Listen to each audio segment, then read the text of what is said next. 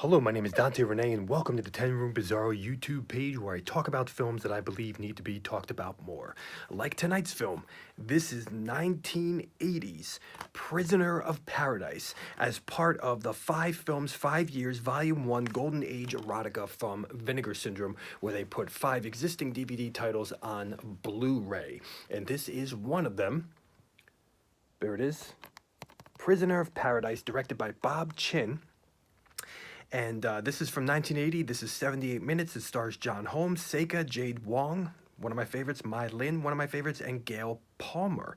And it actually says that it's co-directed Gail Palmer and Bob Chin. Interesting. And it's produced by Gail Palmer as well. And you will know Gail Palmer's films from a couple that I looked at on this YouTube page already, of The Adventures of Candy and Candy Goes to Hollywood. Now, Prisoner of Paradise, John Holmes is the lead in this film, and I have to tell you, this is a really, really special, unique film experience in the X-rated world. What a unique experience this film is. Was not expecting this at all, and I've seen a lot of Bob Chin films before, but this was really incredibly unique in from what I've seen from Bob Chin, and incredibly unique from what I've seen in X-rated cinema. So let's get into Prisoner of Paradise from 1980. Now I have some notes written here, so you might see my eyes divert.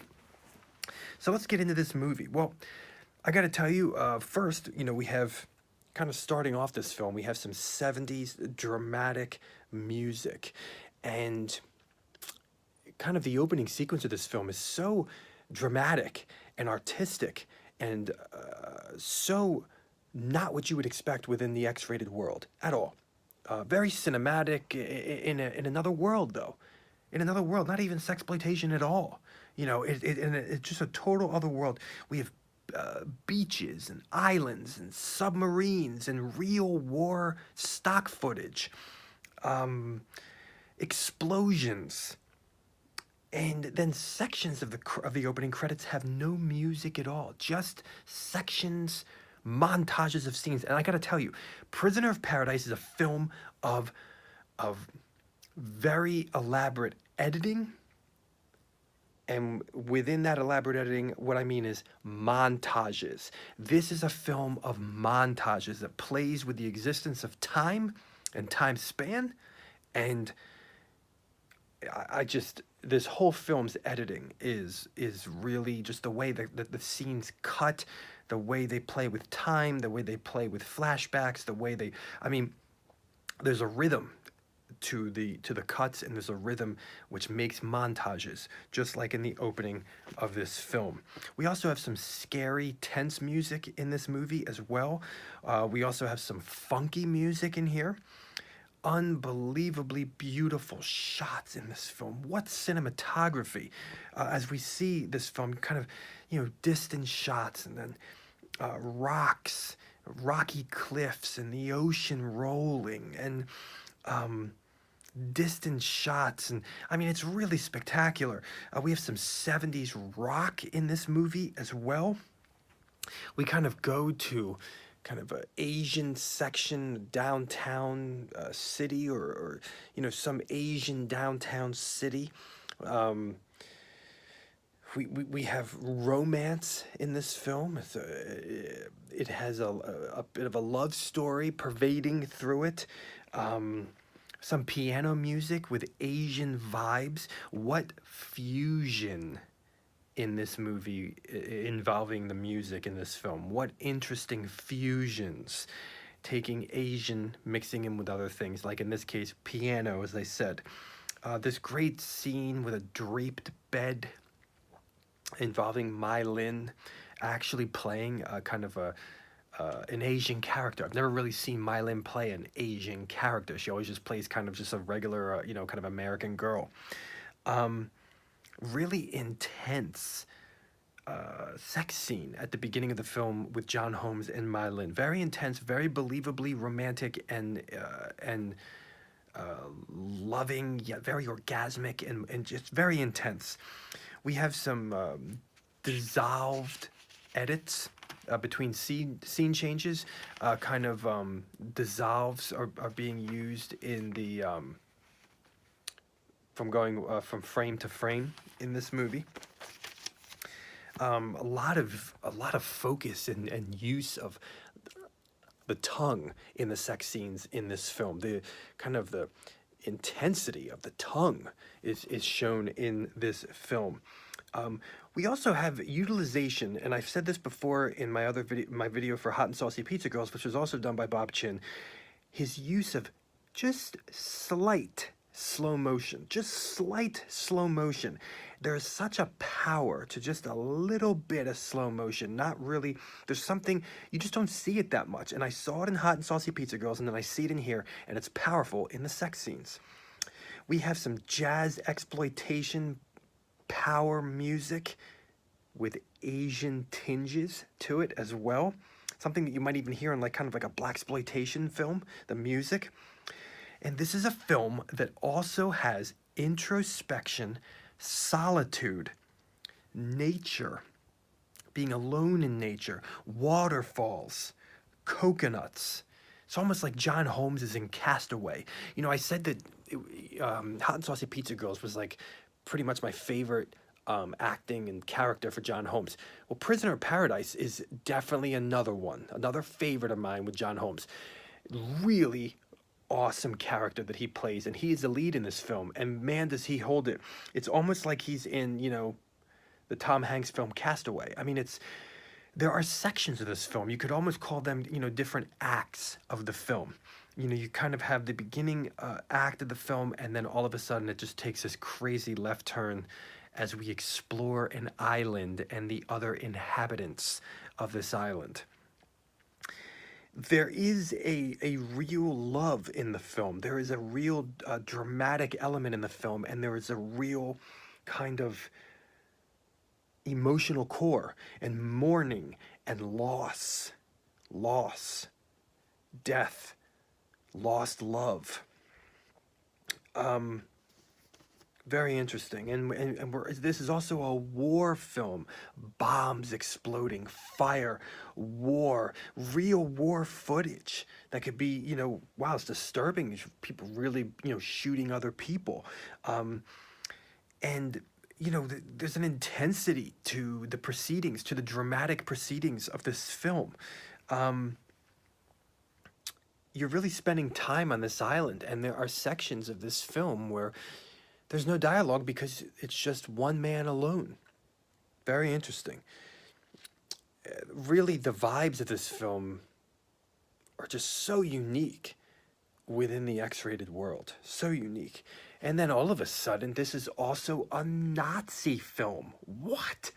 Where did that come from? This is also a Nazi film. This movie really has different worlds. I said it could almost be different acts. It has different worlds. The movie changes worlds. So interesting. We have, you know, different themes. We have an idea of rescue and torture. Sex is utilized as torture in this particular film. Seika, her character in this movie is fierce.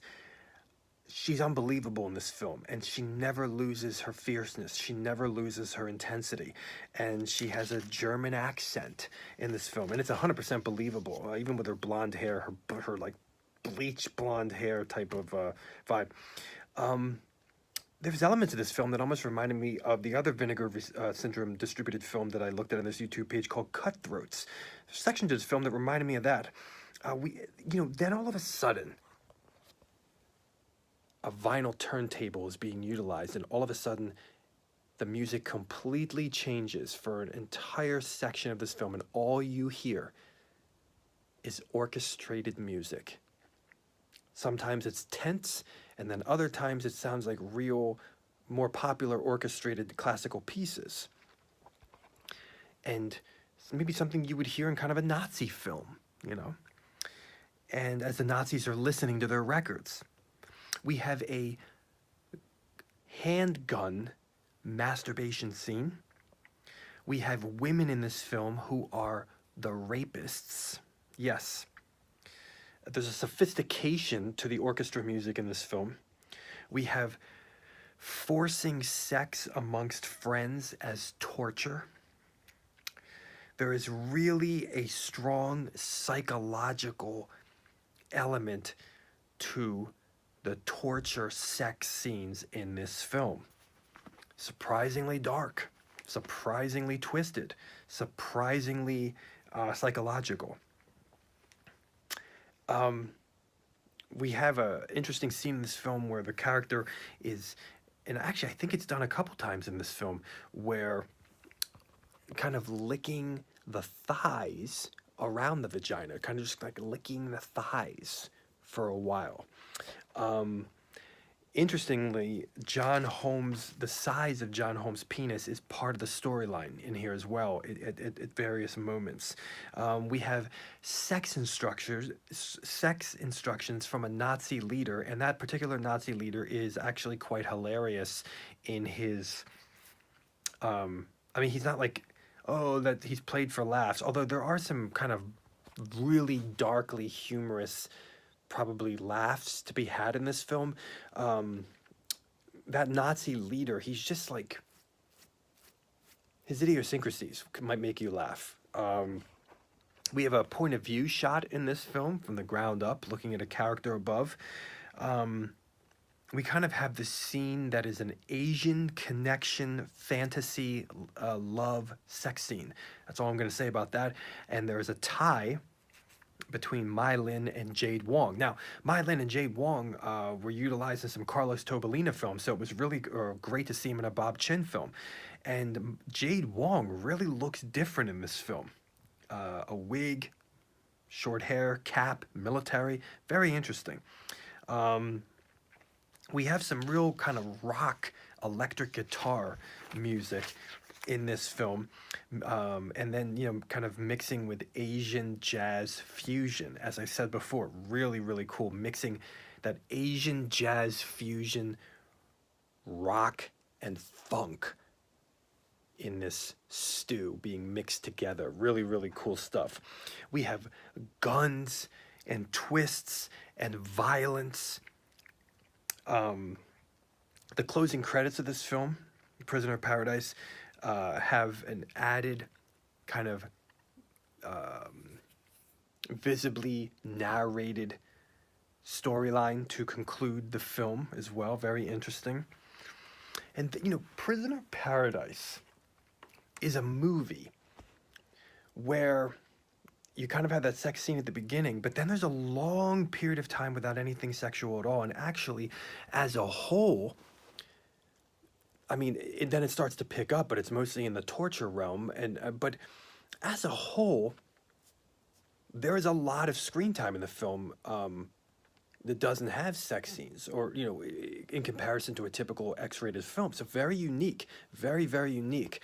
But then it does pick up, and you have lesbian, and you have lesbian sex, and kind of lesbian rapists, and you know, forced sex, and all these different scenarios. But then also too kind of some loving sex, and a you know, the sex with a mute character, and on the other side, there's a real slow, beautifully slow, menacing, emotional vibe to this film, and which makes it incredibly unique. This is Bob Chin and Gail Palmer's 1980 Prisoner of Paradise on the 5 Films 5 Years. I picked this up, but you can also get it individually on the DVD as well. And here it is, folks, Prisoner of Paradise, 1980. Thank you so much for watching the 10 Room Bizarro YouTube page, where I talk about films that I believe need to be talked about more, like 1980's Prisoner of Paradise. Please feel free to check out my own personal films as well by Googling Apartment 1014 Films. Thank you so much, and good night.